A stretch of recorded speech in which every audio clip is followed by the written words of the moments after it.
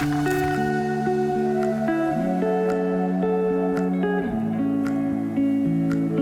wonder where I've been?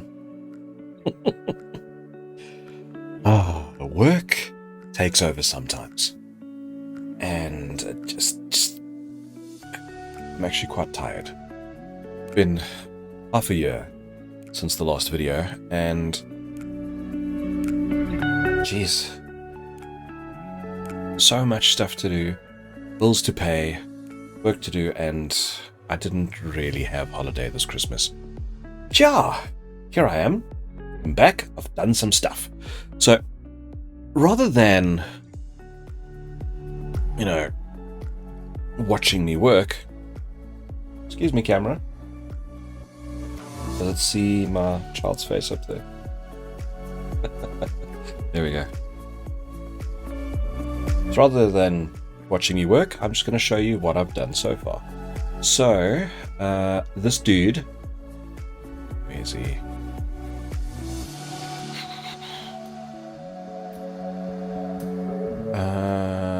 Blueprints, enemy types. There we go. So this dude is in. There he sits, ready to go. It's probably better if I showed you an animation of his. Move this out the way. Let's go to animations, enemy. So he's essentially going to have a couple states. He can walk forward like everyone else does. So there he goes. He does his little walk forward. I'm still trying to figure out this little thing here where his knee sticks through, but I'll get there.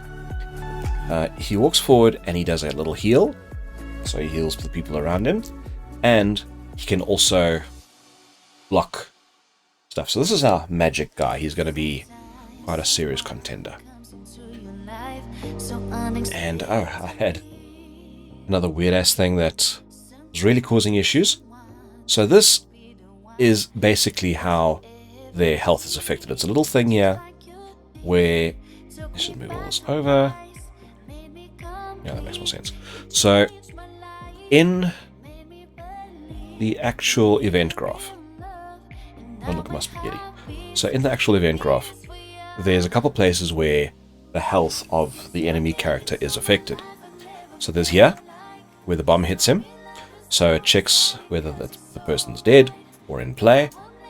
So they must obviously not be dead, and they must be in play. So if that's true, it then affects the health, adds score, and then does a damage montage or whatever. Does some little particles, checks if he's been killed, then does all the thing about him being killed. Yeah, so there's one section where his health is affected, and inside here is that thing that I showed you. There's another point where his health is affected, obviously when he's shot, which is oh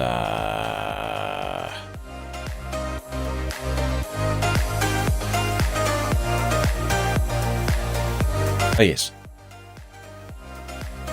No, that's his march. Oh, yeah, this is the heal. So, when he marches, and because this oak's a healer, I've had to add a little bit more to my code. I don't know how to, I just don't know. I don't actually know how to separate a child from the parent, without the cops being called. Ha, there's my joke. So, I've got a little branch in here that checks if the dude's a healer or not when he marches, and if it's not a healer, then everything just continues as normal, and if he is a healer, then he will count how many times he's marched forward. Then if he is a healer, every time he marches, it'll check that the march count is more than 1. In other words, he's marched on his 3rd march. He will then do this. So he plays a little montage where he does a little float forwards, resets the march count to 0, and then at some point there's a little sphere. You'll see there's the sphere. It then checks to see who is touching that sphere, all the enemies, and then for every single one of those enemies, it'll check that it's an enemy, it'll then do an effect health of 5, so it basically gives them 5 more health. Now this I'm probably going to change down the line because I'm not quite sure how much health. Well, I do have it in an Excel sheet somewhere. So that's going to happen, and then it just prints the string to show me. Actually, I don't need this anymore because I figured it out. I'll show you what was wrong. Oh yes, and yeah, where he gets shot, the bullet touches him, checks for a bunch of stuff. I don't need that anymore. Adds the score because the bullet touched the enemy. Does the reduce health thing again of the bullet. And then, yeah, the effect health of the enemy. This is part of the bullet thing.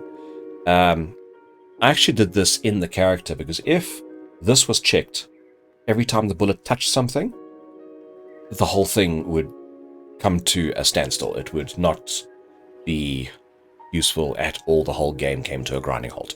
So instead of this being checked, or the bullet checking what it's hitting every time, the character checks if it got hit by a bullet. So that's a lot less stuff to do. So then obviously the effect health happens here, gets damaged by -1 inside here. Some little stupid thing that I did. I had this over here. Now, I don't know that this is a problem. It wasn't a problem before.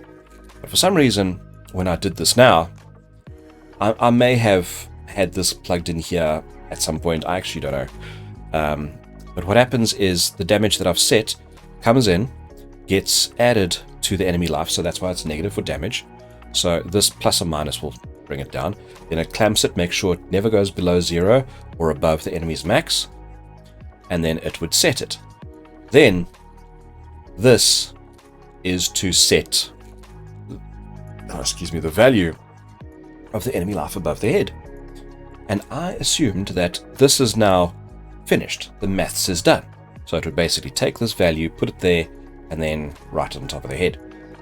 My mistake. That's not how it works. So this thing and this thing, these little white lines here, this calls the maths. And this recalls the maths. But it doesn't do this again.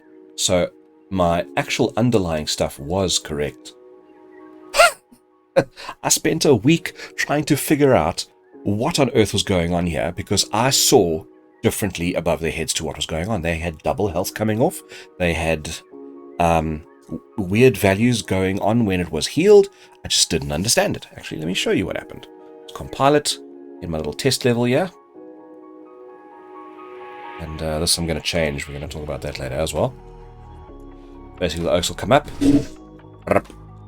And he's gotten hit 8 times. Should actually be... he's gotten hit 12 times. It should actually be 11. So now, when the dude does this next march again, he should only heal by 5. He healed by 11. Where it gets the extra 1 from, I don't know. So now, we take this from the actual set value, rather than doing the maths twice. It takes it from the set value, puts it there, then goes there. So we compile, play. Now, while we wait, my plan for this is, rather than them... Let's shoot him. Yeah. Now he gets hit 11 times. There was an extra 1 there. It was also happening. I don't know where that came from. So I've had a couple of people test this already. The game as like an actual game to play. Now we go. There we are. 5 units of health up. And also I've got the colors working a little bit better because of an is in out if interp node. So it's basically taking this value, which is a linear from 0 to 1, and then giving it a bit of an ease out, and then it's like an S-curve on the graph, if you were to think of it like that.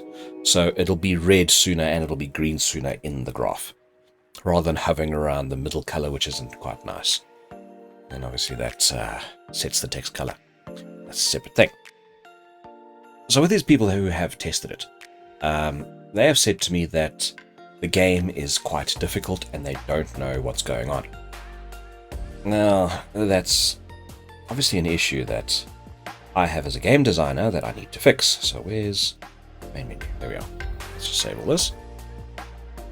Right, hit play. So there's the main screen. You can continue, new game. Now we wait. I'm going to try and get rid of this wait. So you'll see me basically play through this first level. And that texture streaming thing, I'm not quite sure how to sort out. So there's 5. Another 5.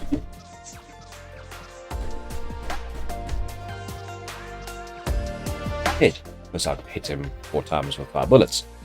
Now what you're supposed to do, like the old teaching thing of a first level, you're supposed to figure out how to shoot all these guys because you obviously can't shoot fast enough and you don't have enough bullets and they don't bounce enough. So the point is to bounce off 2 people. Now that's not coming across. And I think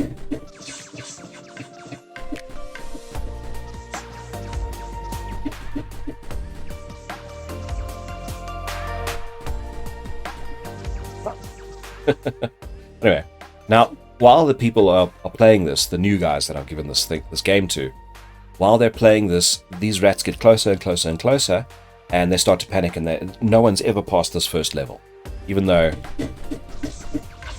it's quite simple to understand. You bounce the bullets. It's in the name. But, you know, that's my failing. My failing as a game designer to actually get that across.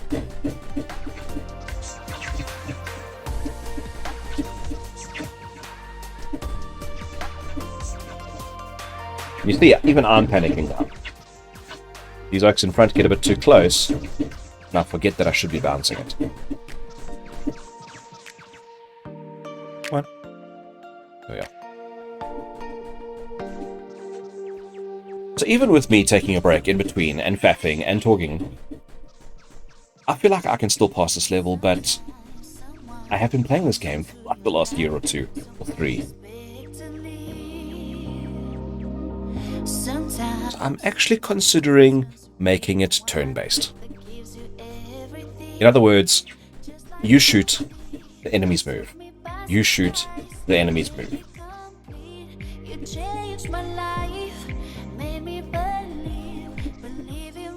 I'm not going to play through the whole level. You can basically see that it is possible, but it's obviously not being conveyed to the player how you're supposed to pass it. But I think I'm going to try and get that across with possibly voice, where the guy says, hey, maybe I should shoot sideways or shoot from the side, or oh, why are my bullets so slow? It's such a long time since I've used this gun, blah, blah, blah, blah, blah. Anyway, that's my update. I think next update I will show how I've now finally gotten this thing turn-based. We'll see if I've decided. But anyway, that's it. Have fun.